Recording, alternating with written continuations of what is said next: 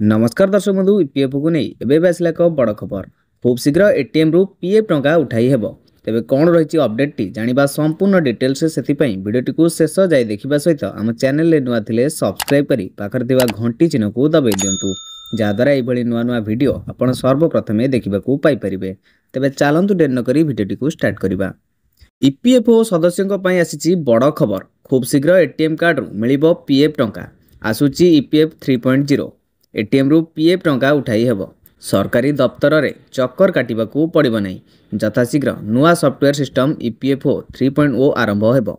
कर्मचारी भविष्य निधि संगठन बा ईपीएफओ जून 2025 रे यार उन्नत ईपीएफओ 3.0 सिस्टम आरंभ करिबो। यार लक्ष्य हेउची प्रोविडेंट फंड उठाइबाकू सरल करिबा केवाईसी अपडेट को त्वरान्वित करने और दाबी प्रक्रियाकरण समय को ह्रास करने तेबे ईपीएफ पांठी को अधिक द्रुत और सुविधाजनक भाव प्रवेश करने एटीएम परी कार्ड प्रवर्तन करने संभावना रही। शीघ्र नुआ ईपीएफ कार्ड रो टंका उठाण संबंधित मार्गदर्शिका सहित कर्मचारी को एटीएम कार्ड जारी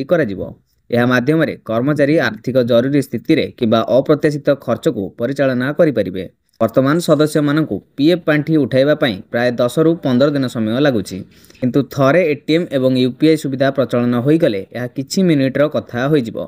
तथापि एटीएम एवं यूपीआई माध्यम केवल 1 लाख टंका पर्यंत उठाई जाई परिबो।